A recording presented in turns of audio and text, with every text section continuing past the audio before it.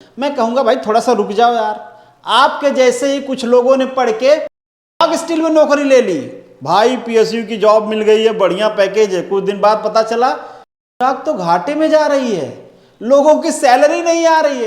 6,343 करोड़ रुपए का फायदा हुआ था प्योर प्रॉफिट टैक्स देने के बाद। तुम कहोगे अच्छा उसका कुछ हमको भी मिलेगा क्या? हाँ मिलेगा ना भाई। पता नहीं आजकल ये पीएसयूज को क्या हो गया है।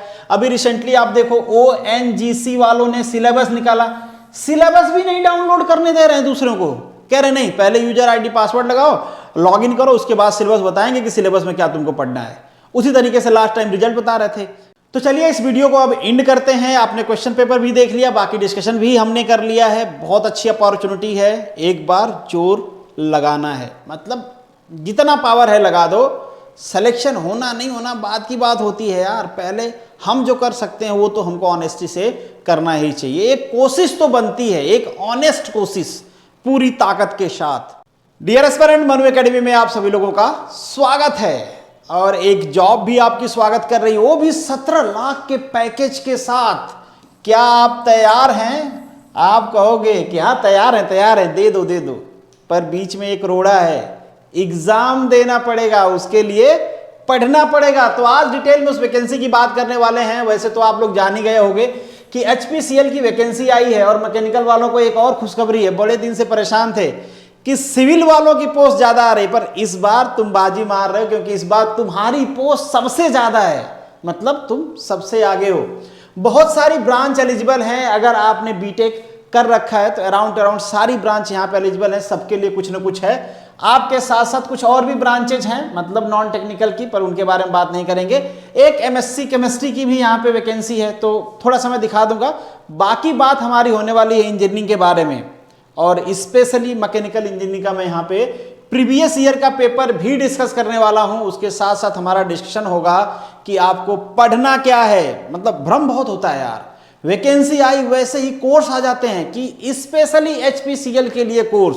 तुम कंफ्यूज हो जाते हो कि यार अब तक जो टेक्निकल हम पढ़ रहे थे वो बेकार हो गया क्या?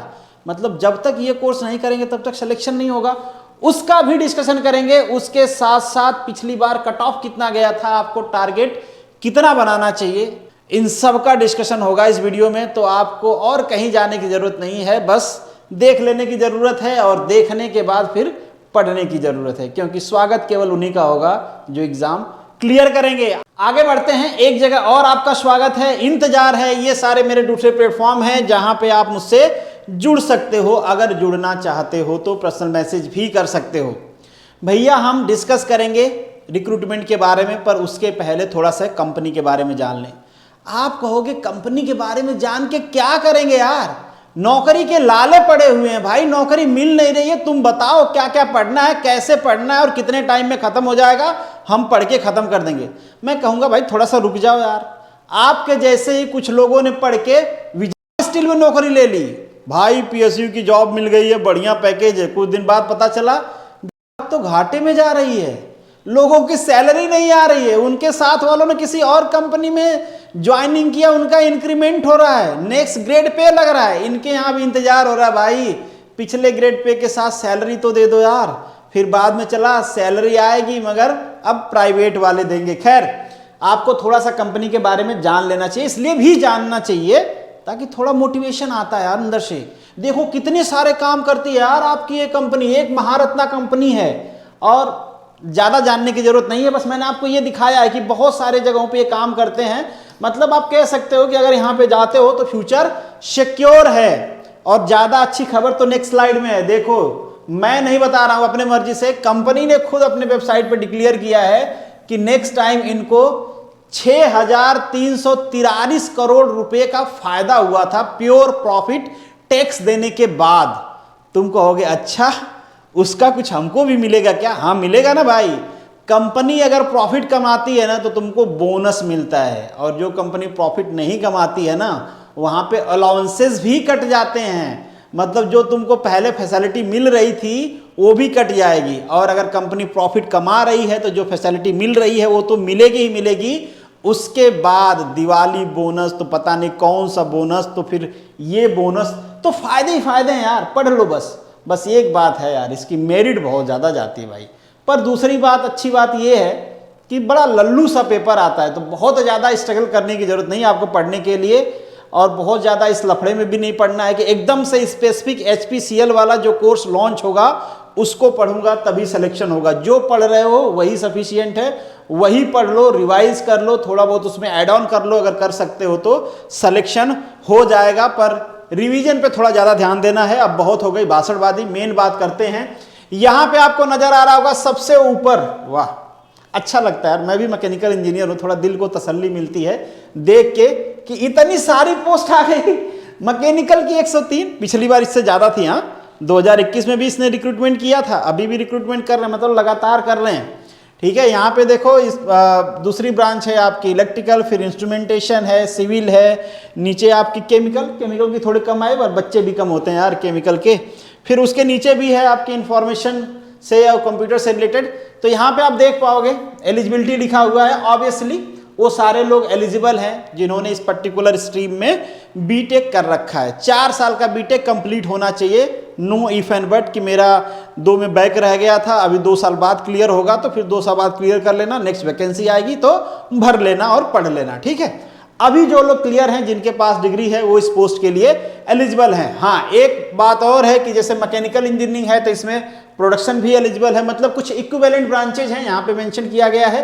और आप लोगों ने एडवर्टीजमेंट देख लिया होगा ना, ऐसा चीज के डिस्कशन का बहुत ज्यादा जरूरत होता नहीं है, पर मैं दिखा दे रहा हूँ क्योंकि डिस्कस कर रहे हैं। हो सकता है कई सारे लोग ऐसे हों जिनको नहीं पता हो, और जो लोग एडवर्टीजमेंट नहीं पढ़ना चाहते हो उनको लिए एक मतलब क्विक समरी तरीके से मैं यहाँ पे आपको बता दे रहा हूँ।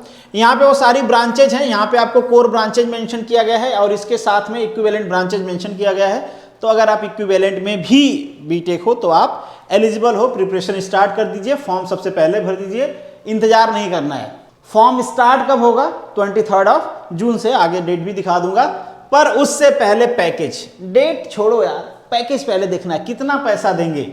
तो CTC की बात करें तो ये होता है आपका 16.5 लाख के आसपास, कम नहीं होता है भाई। नेताओं की मीटिंग होती है, मेरे एक दोस्त से बात हो रही थी IOCL में, कह रहे थे सब जो बोर्ड ऑफ डायरेक्टर की मीटिंग होती है, इतने पैसे कहाँ देते हो, इतना अलाउंसेस कहाँ दे रहे हो, थोड़ा कट करो। नेता अपनी सैलरी कट कर रहे हैं तो इंजीनियर्स भी तो कट करें। तो सबके आंखों में धंसता है, स्पेशली नेताओं का। जब बोर्ड ऑफ डायरेक्टर की मीटिंग होती है तो कहते हैं भाई इतना बोनस, इतना मिसलेनियस अलाउंसेस किस बात के भाई, थोड़ा कम करो। और बेसिक पे घटवा भी रहे हैं इन्होंने, नहीं तो PSU का बेसिक पे अब तक कितना आगे निकल गया होता है। खैर छोड़ते हैं, अभी भी कम नहीं है आज के सिनेरियो में अगर हम लोग देखें तो।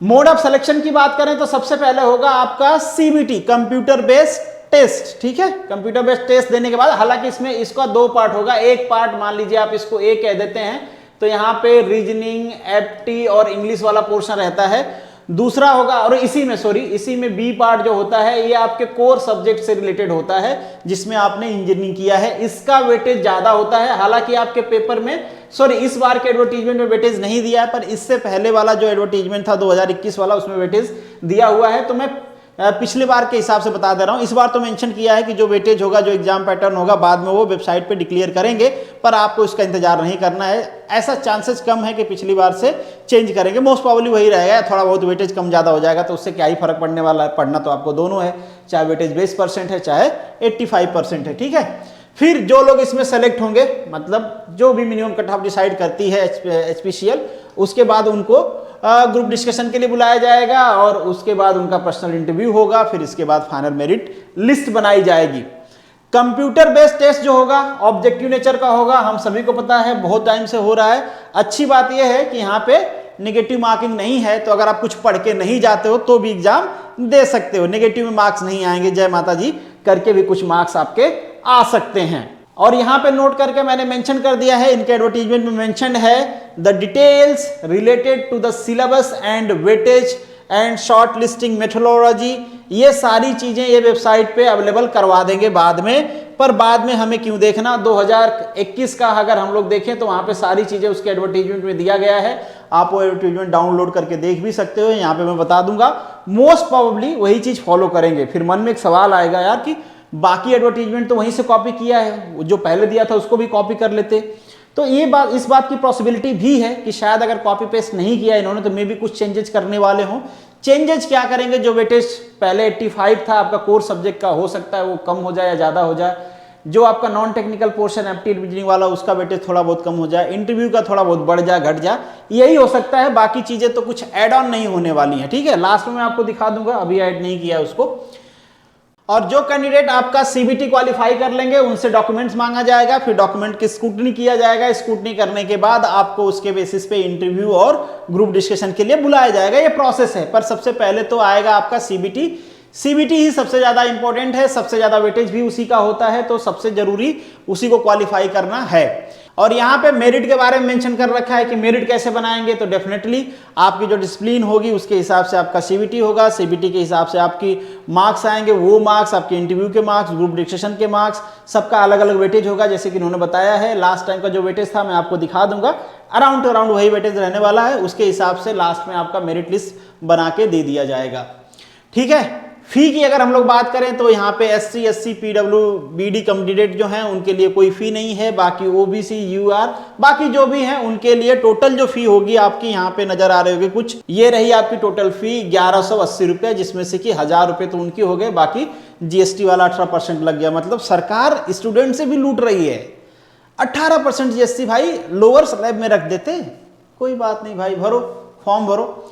स्कीम की बात कर लेते हैं, स्कीम ऑफ एग्जामिनेशन जो मैं आपको बता रहा था ना, हालांकि ये 2022 की नहीं है, ध्यान रखना, नहीं तो बीच में तुम कमेंट करने लगोगे कि हमने तो देखा था, हमें तो नहीं दिखाई दिया, तुम कैसे बता रहे हो अपने मर्जी से, थोड़ा सा व्यू पाने के लिए तुम लोग कुछ भी करने लगते हो। इस टाइप का बकवास आप करें कमेंट बॉक्स में, उससे पहले सुन ले भैया, ये 2021 का है, 2022 का नहीं है। प्रोबेबिलिटी में बता रहा हूं, हो सकता है ये परसेंटेज चेंज हो जाए, ठीक है। कुछ लोग थोड़ा ज्यादा ही अटेंशन सीकिंग होते हैं, तो उनको लगता है ना कि दुनिया में जो कुछ भी कर रहा है वो बस लोगों को बेवकूफ बनाने के लिए कर रहा है, ठीक है भाई। हम थोड़ा बहुत रिसर्च कर लेते हैं ताकि तुम्हारा टाइम बच जाए, तुम पढ़ाई में वो टाइम लगा लो, हमारे पास टाइम है तो हम तुमको ये रिसर्च करके बता देते हैं।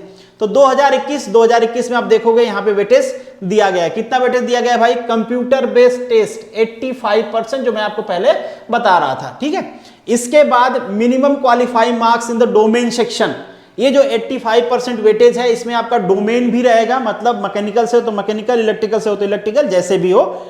डोमेन के बाद इसमें आपका वो एप्टी वाला पोर्शन भी रहेगा, एप्टी इंग्लिश रीजनिंग वो वाला पोर्शन भी रहेगा। तो आपका जो डोमेन वाला पोर्शन है ना, उसमें आपको मिनिमम 50% मार्क्स तो लाने हैं। अगर 50% मार्क्स नहीं लाओगे तो आप डिस्क्वालीफाई हो जाओगे।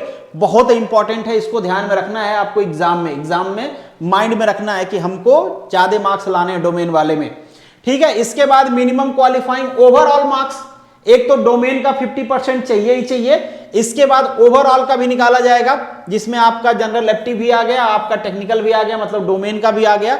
ये है आपका यूआर एंड ईडब्ल्यूएस के लिए 60%, और 54% है आपका OBC, non criminal, SC, ST and PWD candidate के लिए। तो ये आप देख लेना, माइंड में रखना। हालांकि फिर से मैं रिपीट कर रहा हूं, ये 2021 का है, में भी पॉसिबिलिटी है कि इसमें थोड़ा बहुत चेंजेज हो जाए इस बार 2022 में, ठीक है। वैसे चेंजेज होंगे तो आप पढ़ लेना, पर एक माइंड में आपके रहेगा कि कितना होगा। ग्रुप डिस्कशन की बात करें तो बहुत ज्यादा वेटेज है नहीं आपके सिलेक्शन में। देखो 85% तो आपका सीबीटी में हो गया।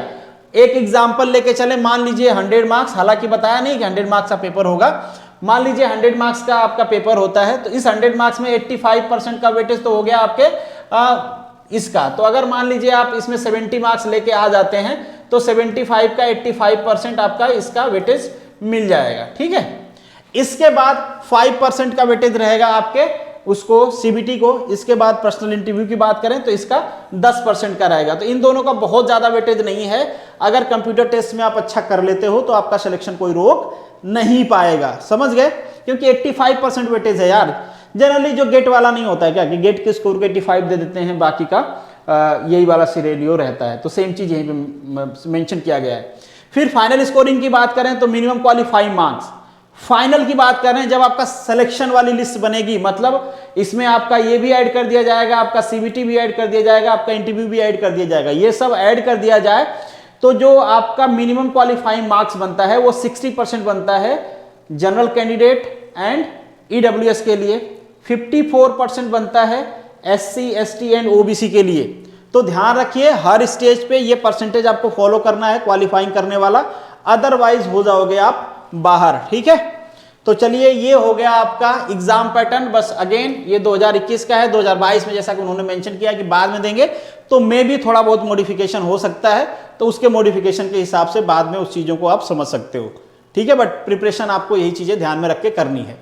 अब अगर हम कट ऑफ की बात करें तो लास्ट टाइम जो कट ऑफ गया था, अब ये भी एग्जैक्टली पता नहीं है, क्यों नहीं पता है, क्योंकि लास्ट टाइम भी जब वो कट ऑफ दिखा रहे थे तो यूजर आईडी पासवर्ड, पता नहीं आजकल ये पीएसयूज को क्या हो गया है। अभी रिसेंटली आप देखो ONGC वालों ने सिलेबस निकाला, सिलेबस भी नहीं डाउनलोड करने दे रहे हैं दूसरों को, कह रहे नहीं पहले यूजर आईडी पासवर्ड लगाओ, लॉगिन करो, उसके बाद सिलेबस बताएंगे कि सिलेबस में क्या तुमको पढ़ना है। उसी तरीके से लास्ट टाइम रिजल्ट बता रहे थे कि कट ऑफ जनरली क्या होता है कि एक पब्लिक प्लेटफॉर्म में चीजें ला दी जाती है कि इतना कट ऑफ गया, इतने का एग्जाम हो गया, मगर नहीं, यहाँ पे नहीं बता रहे। पहले यूजर आईडी पासवर्ड डालो, तुम कैंडिडेट हो कि नहीं हो, बस तुम्ही को बताएंगे और किसी को नहीं बताएंगे। इसलिए थोड़ा बहुत वेरिएशन हो सकता है। पर लास्ट टाइम जो कट ऑफ गया था जनरल का वो रेंज है आपका 80% से लेके 85% का, ठीक है। EWS का अगर बात करें तो सेम है, उसके आसपास ही रहता है। OBC का भी सेम रहता है। OBC का इससे 2 नंबर कम गया था, 149 मार्क्स गया था आउट ऑफ 170 और 146 गया था OBC का कुछ, तो 1-2 नंबर कम था। EWS का भी कुछ ऐसे रहता है। SC का एग्जैक्टली मुझे पता नहीं, वो भी इसके आसपास रहता है। ये हम बात कर रहे हैं मैकेनिकल वालों के लिए, ठीक है। मतलब आप ये मान के चलो दूसरे ब्रांचेज की भी बात कर लो तो इसी के आसपास कट ऑफ रहता है। मतलब इन शॉर्ट आपको मिनिमम स्कोर 80 से ऊपर करना है। आप कहोगे बहुत ज्यादा नहीं हो गया यार ये 80% कॉम्पिटिटिव एग्जाम में, तो देखो नेगेटिव मार्किंग तो है नहीं, विदाउट नेगेटिव मार्किंग हम लोग बात कर रहे हैं। ऊपर से जो पेपर होता है ना वो बहुत ही लल्लू होता है। मैं आपको अभी पेपर भी दिखा दूंगा, इसीलिए लोग 80 से 85 पहुंच गए। बहुत आसान पेपर होता है यार, एकदम स्ट्रेट फॉरवर्ड क्वेश्चन पूछे गए हैं। ऐसा कुछ है नहीं कि जो आपको नहीं आएगा। हम पेपर देखेंगे उससे पहले बुक्स की बात कर लेते हैं। तो जो FT वाला पोर्शन है उसके लिए आप RS अग्रवाल या फिर आपके पास कोई सी बुक है, जरूरत नहीं नया परचेज करने के लिए, वही पढ़ लीजिए। स्पेसिफिक कुछ ये उड़ा के नहीं लाते हैं, वहीं से बनता है सब कुछ। तो ऐसा नहीं है कि केवल वही बुक पढ़ेंगे जिसके कवर पे HPCL लिखा हुआ है। कई सारे लोग ऐसा करने की कोशिश करते हैं। बाकी जो इंग्लिश वाला पोर्शन है, कई सारे टॉपिक मैंने यहाँ पे मेंशन कर दिए हैं, जिस भी बुक में मिल जाए अगेन आपको पढ़ लेना है। इसके भी क्वेश्चंस जनरलाइज्ड ही होते हैं। प्रीवियस ईयर क्वेश्चन आप सॉल्व कर लोगे तो ज़्यादा अच्छा रहेगा, चाहे वो किसी एग्जाम के हैं, ठीक है। SSC CGL थोड़ा अपर लेवल का हो जाता है, बैंकिंग वाला आप कर सकते हो, SSC CGL भी कर सकते हो। एक्सप्लेनेशन के साथ करो, ज़्यादा फायदा रहेगा। YCT बुक इसके लिए मोर देन सफिशियंट है। YCT की जो प्रीवियस ईयर सोल्यूशन की बुक आती है, पढ़ लीजिए, सिलेक्शन हो जाएगा। मोस्ट प्रॉब्ली, अभी मैं आपको क्वेश्चन पेपर दिखाता हूं, मैकेनिकल का दिखाऊंगा, मोस्ट प्रॉब्ली वैसा ही रहता है, काम खत्म हो जाएगा भाई। बहुत ज़्यादा परेशान होने की जरूरत नहीं है कि क्या पढ़ें, ऐसा नहीं करना है, ठीक है। अब मुझे लगता है कि हम आ भी गए हैं। ये थोड़ा मेरा एडवर्टीजमेंट करते रहना तुम लोग, और पहली बार आए हो ना तो सब्सक्राइब जरूर कर लेना, और दोस्तों को बताते रहना कि यार मतलब एक बंदा है जो सच में बहुत सही चीज़ें बताता है। अगर तुम्हें लगता है तो कोई बात नहीं। खैर हम यहाँ पे आ जाते हैं। ये आपका क्वेश्चन पेपर है और ये आपका वो PDF एडवर्टीजमेंट वाली। मैं थोड़ा सा आगे पीछे करके दिखा देता हूँ आप लोगों को। ये है कुछ, खैर ये तो हमने डिस्कस कर लिया है तो इसके बारे में जाने ही देते हैं। ये है आपका पेपर, ठीक है। तो इसको मैं स्लाइड करके दिखा देता हूँ आपको। हालांकि कुछ क्वेश्चन को ये जंप कर जाएंगे क्योंकि थोड़ा सा ओपन है ये, जिसमें वो नेक्स्ट स्लाइड करके दिखा रहा है। देखिए फर्स्ट सेकंड थर्ड क्वेश्चन दिखाया नहीं, डायरेक्टली 4 दिखा रहा है, बट कोई नहीं, आपको एक आइडिया हो जाएगा। हम यहाँ पे क्वेश्चन की डिस्कशन तो करने वाले नहीं हैं। ये जो PDF आपको नजर आ रही है ना, आपको टेंशन लेने की जरूरत नहीं है। ये PDF मैं आपके टेलीग्राम चैनल @ आपको सर्च करना है टेलीग्राम पे @MANU मनु एकेडमी, ठीक है, एकेडमी ज्वाइन कर लीजिए। वहाँ पे ये जो PDF है आपके क्वेश्चन पेपर की लास्ट टाइम की, ये मैं आपको शेयर कर दूंगा। ये लास्ट टाइम पेपर हुआ था मैकेनिकल का, आप देख पाओगे आसान से क्वेश्चन पूछे गए हैं। ऐसा नहीं है कि मतलब हाई फाई क्वेश्चन पूछ लिया आप कर नहीं पाओगे। PSU जनरली जब खुद एग्जाम करवाती है ना तो इसी टाइप के क्वेश्चन ये पूछते हैं। नीचे आपका टेक्निकल वाला भी आएगा तो आप देखोगे कि बहुत टफ क्वेश्चंस नहीं पूछे गए हैं। ऐसा नहीं, देखो परेशान मत हो जाना। ये जो क्वेश्चंस हैं न्यूमेरिकल वाले, इसको देख के बहुत लेंदी क्वेश्चंस नहीं हैं। अगर आपने प्रैक्टिस किया है तो इजीली आप कर पाओगे, ठीक है, आसान क्वेश्चन है। बाकी मैं आपको कुछ टेक्निकल वाले भी दिखा देता हूँ। टेक्निकल वाले क्वेश्चन भी आसान से ही हैं। टेक्निकल अभी आया नहीं है, अब शायद टेक्निकल अभी भी नहीं आया है तो टेक्निकल आ जाएगा। देखो ये टेक्निकल आ गया। The system in which the energy और मैटर फ्लो इनटू और आउट ऑफ द सिस्टम, मतलब क्या ही क्वेश्चन है। देखो आप ये देख लो किस टाइप का क्वेश्चन पूछा गया है टेक्निकल की, ये आप देख पाओगे ना किस टाइप का क्वेश्चन है। ये आसान आसान से क्वेश्चन लग रहे हैं, आपको तुरंत टिक ही मारना है, बस एक बार रीड करना है, टिक करना है, रीड करना है, टिक करना है। ये सारे टेक्निकल के क्वेश्चन है। देखो आप किस टाइप के क्वेश्चन है, ये लल्लू से क्वेश्चन होते हैं। इसलिए मैं कह रहा था कि जो क्वेश्चन पेपर होता है आपका बहुत ऐसा नहीं होता है कि आप कर नहीं पाओगे। ये सारे क्वेश्चन ऐसे ही हैं, मैंने पूरा पेपर देखा हुआ है, आपको भी पेपर शेयर कर दूंगा, थोड़ा एनालिसिस कर लेना, इसके बाद प्रिपरेशन स्टार्ट करना। आपको पता रहेगा कि किस लेवल का क्वेश्चन पूछा जाता है, किस टाइप के क्वेश्चन पे हमको फोकस करना है, किस टाइप का क्वेश्चन हमको स्किप करना है, और अगर न्यूमेरिकल है तो किस टाइप के हैं। न्यूमेरिकल भी बहुत आसान से पूछे जाते हैं, कुछ न्यूमेरिकल हैं इसमें बट वो भी आसान से, ये देख पाओगे आप। थ्योरेटिकल क्वेश्चन है, कितने आसान से क्वेश्चन है, ठीक है भाई। मतलब अब इससे आसान क्या पूछ सकता है यार, ठीक है। तो ये कुछ क्वेश्चन हैं आपके, अब जल्दी से मैं एंड कर देता हूं। तो ये है आपका एंड, ठीक है। तो चलिए इस वीडियो को अब एंड करते हैं। आपने क्वेश्चन पेपर भी देख लिया, बाकी डिस्कशन भी हमने कर लिया है। बहुत अच्छी अपॉर्चुनिटी है, एक बार जोर लगाना है, मतलब जितना पावर है लगा दो। सिलेक्शन होना नहीं होना बात की बात होती है यार, पहले हम जो कर सकते हैं वो तो हमको ऑनेस्टी से करना ही चाहिए। एक कोशिश तो बनती है, एक ऑनेस्ट कोशिश पूरी ताकत के साथ, तो वो हमको करना है। चलिए मेरे तरफ से आप सभी को ऑल द बेस्ट, जय हिंद।